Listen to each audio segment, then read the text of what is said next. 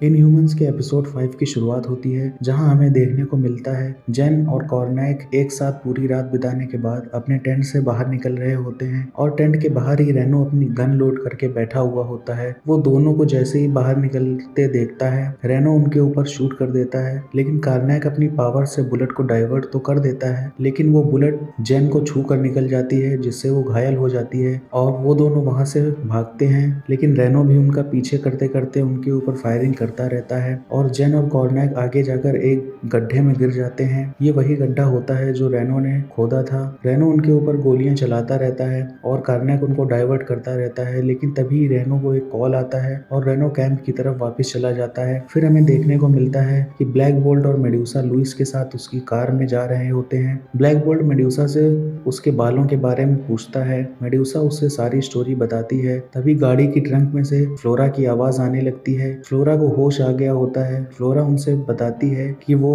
कॉर्नैक को सेंस कर सकती है। वो लोग कॉर्नैक की ओर बढ़ने लगते हैं। तभी फ्लोरा का कॉमलिंक ब्लिंक करता है और मेड्यूसा उससे उसका कॉमलिंक ले लेती है और दूसरी तरफ होता है मैक्सिमस। मैक्सिमस मेड्यूसा की आवाज सुन के शॉक्ड हो जाता है। मेड्यूसा मैक्सिमस से कहती है कि अगर उसने क्रिस्टल को कुछ भी किया तो वो उसे छोड़ेगी नहीं। मैक्सिमस ये बात समझ जाता है कि मेड्यूसा को अभी तक नहीं पता है कि क्रिस्टल एटेलैन से भाग चुकी है और वो इसी बात का फायदा उठाता है और मेड्यूसा से कहता है कि क्रिस्टल बिल्कुल ठीक है और बहुत अच्छे से रह रही है। ब्लैक बोल्ट मेड्यूसा से साइन लैंग्वेज में कुछ कहता है और मेड्यूसा मैक्सिमस से बताती है कि ब्लैक बोल्ट कह रहा है कि जब वो वहां आएगा तो उसके पास तुमसे कहने के लिए कुछ शब्द हैं। ये बात सुनकर मैक्सिमस की हालत खराब हो जाती है और मैक्सिमस बोलता है कि मैं भी बहुत एक्साइटेड हूँ बात करने के लिए। इतनी बात सुनकर ब्लैक बोल्ट कॉमलिंक लेकर के तोड़ देता है, लेकिन लुइस उसे रिसर्च करने के लिए लेना चाहती थी और जानना चाहती थी कि वो कैसे काम करता है। दूसरी तरफ डेव, क्रिस्टल और एड्रे लॉकजॉ के साथ होते हैं। क्रिस्टल एड्रे से पूछती है कि लॉकजॉ की हालत अब कैसी है। एड्रे बताती है कि वो अब ठीक है। क्रिस्टल बोलती है कि अब हमें चलना चाहिए। एड्रे कहती है कि लॉकजॉ अभी दौड़ भाग नहीं कर सकता है, ये उसकी हेल्थ के लिए अच्छा नहीं है। क्रिस्टल उससे कहती है कि उसे ये करने की जरूरत नहीं है, वो बस एक जगह से दूसरी जगह टेलीपोर्ट हो जाएगा। ये बात सुनकर एड्रे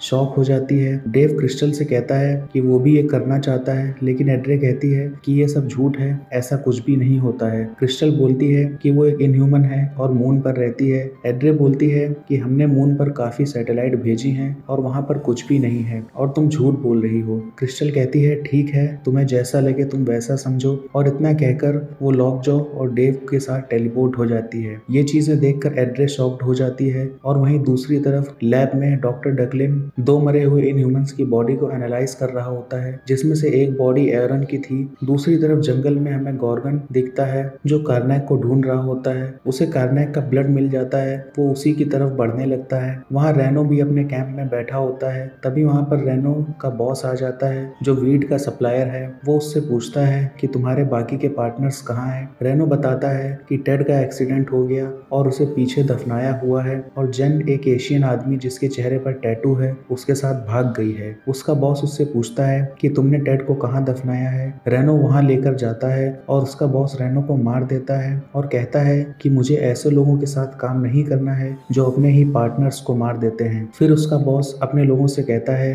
कि वो कॉर्नैक और जेन को ढूंढने वहीं एटेलैन में हेड ऑफ जेनेटिक काउंसिल एक और इनह्यूमन को बुलाता है और उससे कहता है कि एरन फेल हो चुकी है और तुम्हें ब्लैक बोल्ट को मारने के लिए जाना चाहिए। वो हेड ऑफ जेनेटिक काउंसिल से कहता है कि एटेलैन की जनता को इसकी जरूरत नहीं और वो बस आजादी चाहते हैं। मैक्सिमस उससे कहता है कि आजादी ऐसे नहीं मिलती बल्कि कमानी पड़ती है। दूसरी तरफ अर्थ पर कॉर्नैक घायल जेन को लेकर जा रहा होता है। वो जेन को एक पेड़ के पास बैठा देता है और उसकी एक नर्व को प्रेस करता है जिससे उसका पेन खत्म हो जाता है। फिर उसके बाद वो उसकी पीठ में एक ऐसी जगह प्रेस करता है जिससे गोली अपने आप बाहर निकल आती है। वहीं डॉक्टर डकलिन उन दोनों के डीएनए को एनालाइज कर रहे होते हैं और उन्हें पता चलता है कि इन दोनों के डीएनए में ज्यादा कुछ चेंजेस नहीं है सिवाय उस लड़की के डीएनए में। वो उसके डीएनए का टेस्ट कर ही रहा होता है। तभी एरन उठ जाती है और एरन पूरी तरीके से हील हो जाती है और डॉक्टर डकलिन का गला पकड़ लेती है और उससे पूछती है कि उसने उसके साथ क्या किया है। डॉक्टर बताते हैं कि उसने किसी के साथ कुछ नहीं किया, वो तो बस उसकी बॉडी ब्लास्ट के पास से ले आए थे। एरन ब्लैक बोल्ट के बारे में पूछती है। डकलिन बताता है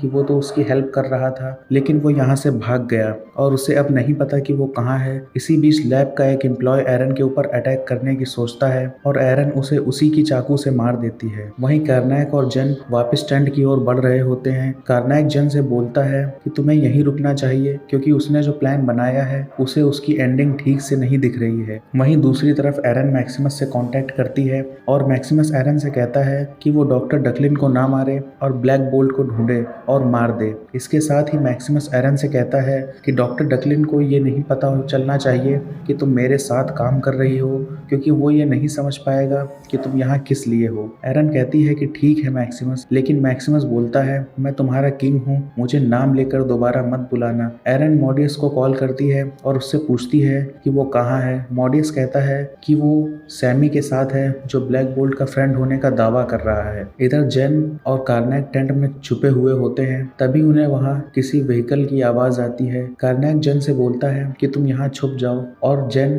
कार्नैक को बताती है कि ये लोग चोरी करने आए हैं। वहीं दूसरी तरफ लॉकजॉ क्रिस्टल और डेव को लेकर एक बीच के किनारे पहुंचता है जहां क्रिस्टल और डेव साथ में कुछ वक्त बिताते हैं। वहीं दूसरी तरफ बॉस और उसके आदमी वीड को कार में लोड कर रहे होते हैं। कार्नैक उन पर अटैक कर देता है, लेकिन थोड़ी देर की फाइट के बाद कार्नैक कमजोर पड़ने लगता है। तभी जेन वहां से आकर के वहां पे पड़ी हुई वीड में आग लगा देती है। वो सभी उस आग को बुझाने में लग जाते हैं। इसी बीच कार्नैक और जेन वहां से भाग जाते हैं। वहीं एटलैन पर टाइबर मैक्सिमस के पास कुछ इनह्यूमंस की लिस्ट लेकर पहुंचता है जो उनके मिशन में बिल्कुल फिट बैठ रहे हैं, जिसमें से ब्रोनेजा के फादर भी होते हैं जिनका स्ट्रेंथ लेवल 8 है। मैक्सिमस टाइबोर से कहता है कि उसे अपनी आजादी कमानी पड़ेगी। जैसे मैक्सिमस ने किया, उसने अपनी फैमिली को धोखा दिया और ब्लैक बोल्ट को मारने के लिए एरन को भेजा। टाइबोर उससे कहता है कि एटलैन की जनता ये पूछ रही है कि मैक्सिमस जो भी कर रहा है क्या वो सबके लिए अच्छा है या फिर सिर्फ मैक्सिमस के लिए। मैक्सिमस को यह सुनकर काफी गुस्सा आता है और वो टाइबोर को भेज देता है। मैक्सिमम अपने फादर के स्टैचू के पास जाकर खड़ा हो जाता है और इमोशनल हो जाता है और अपने अंदर की बातें जाहिर करने लगता है कि सबने उसको छोटा समझा क्योंकि उसके पास कोई एबिलिटीज नहीं थी। अगर उसके पास भी एबिलिटीज होती तो वो भी एक दिन किंग बन सकता था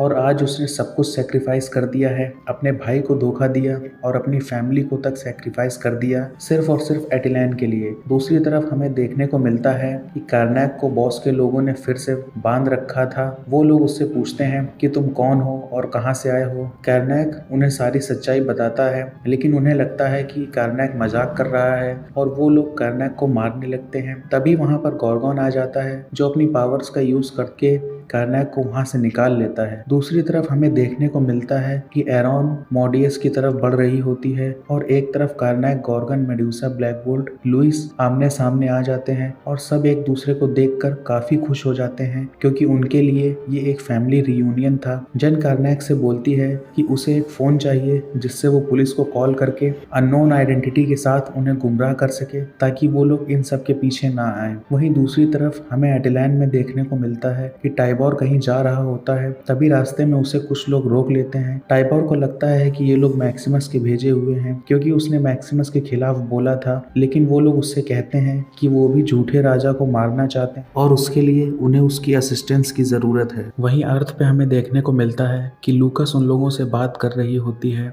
लेकिन बात करते करते लूकस वहीं पे गिर जाती है। कार्नैक लूकस को चेक करता है और बताता है कि लूकस मर चुकी है। इसी के साथ इनह्यूमन के एपिसोड 5 का एंड होता है। अगर आपको वीडियो अच्छा लगा हो तो आप वीडियो को लाइक जरूर करिएगा, चैनल को सब्सक्राइब करके बेल आइकन को प्रेस कर दीजिएगा। हम मिलते हैं आपसे नेक्स्ट वीडियो में, तब तक के लिए गुड बाय।